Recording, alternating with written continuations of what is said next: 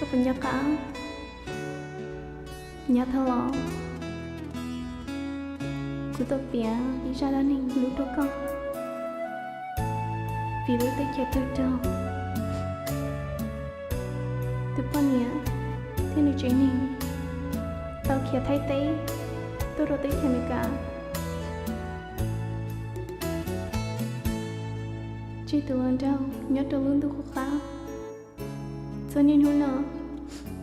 tôi yên xin cho chị tao đi vì tôi bao nhiêu tôi mò chỗ chuông lý thế lý trình cho tôi lần đâu là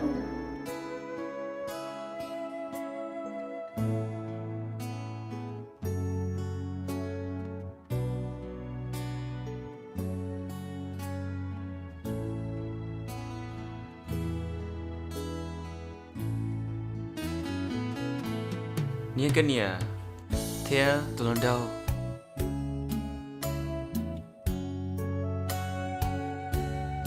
nhớ lại chị vong nia có gì Yali, tử,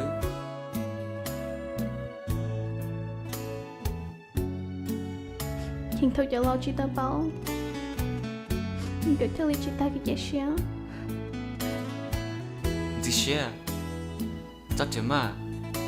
yên như chúng mới giàu kề. nghĩ chỉ mong là vì cô yên ba xéo vì cho cô nia một chỗ tụi mình ngồi tỏ biết sao cái hướng một bữa chim nữa vì chúng ta đã chỉ chỉnh kính cho cô nia chị thấy có tu tư hai cô tu khen ta sao là tia yo chú cho có tia vì hai tia có chỉ lưu là lo lưu chỉ ha chỉ Gì xe? dấu của nó cả Quý bao hai tia? Có lúc cũng vui, có lúc có. Dạ ta lo, ít cho kia luôn. Nên hỏi ý dạ, đỡ hụ, sân câu, thích ca sĩ. Cô yêu cho câu mừng, thì xin cho chồng, cứ chỉ tôi dạng sư. Cô yêu tao cả cha nữa, cô thiệt tao cho học kể.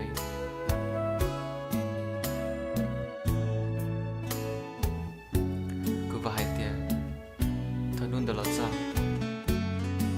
Các chị kia của lại tiêu hơn chơi cũ các cho cô hai tia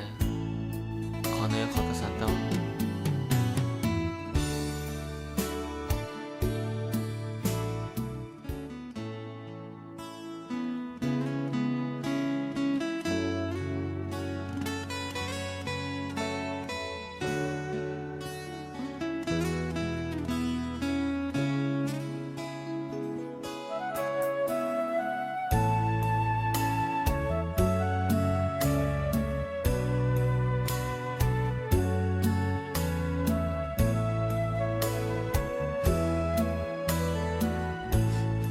con nói như con của dạ tao tu tư hai cô tu khen ta sao là tia yo chú cho có tia vì hai tia có chỉ lưu là lo lưu chỉ ha chỉ dấu của nó cả có e cô thế li bên gió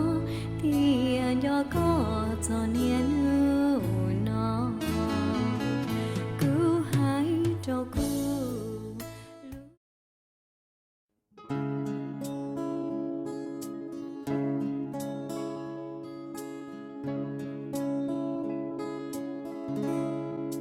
dạy tao sống trình gió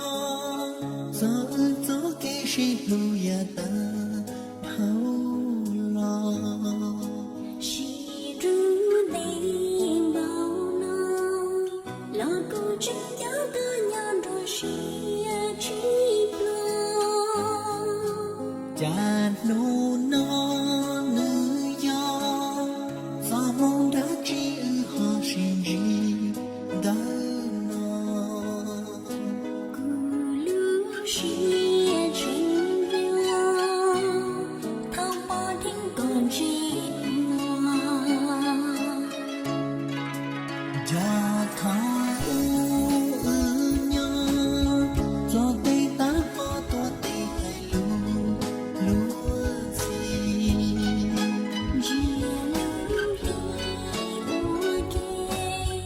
cho lưu sĩ hơi đưa mù gió chơi ca từ vì lành tiêu ô trao tu mi sĩ lưu cha ta họ tao chi giờ yên đây mau chơi lỡ cùng những chuyện lưu có tròn chỉ cầu cháy lửa gió tôi ta xin chỉ đâu nói là còn lưu sang tim hai đầu đâu chỉ hai lưu xem máu máu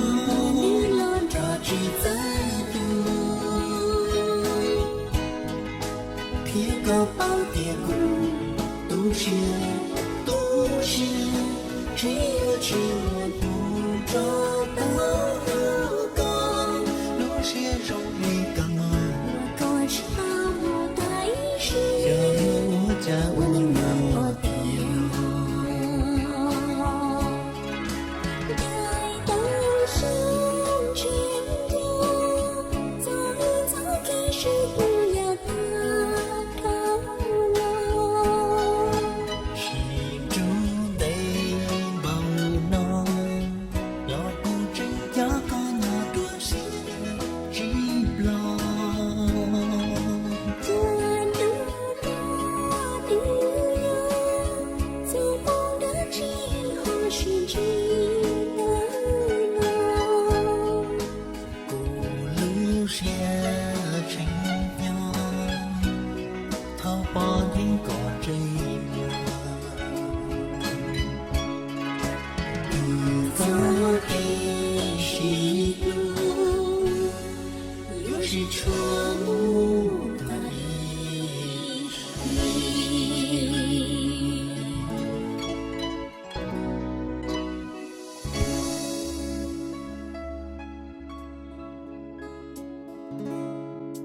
dạy tao sống trình gió gió kê sĩ lưu ya ta thao lo chỉ rú đầy bao non lo câu chuyện giáo cơ nhau rồi chỉ lo cha nô nó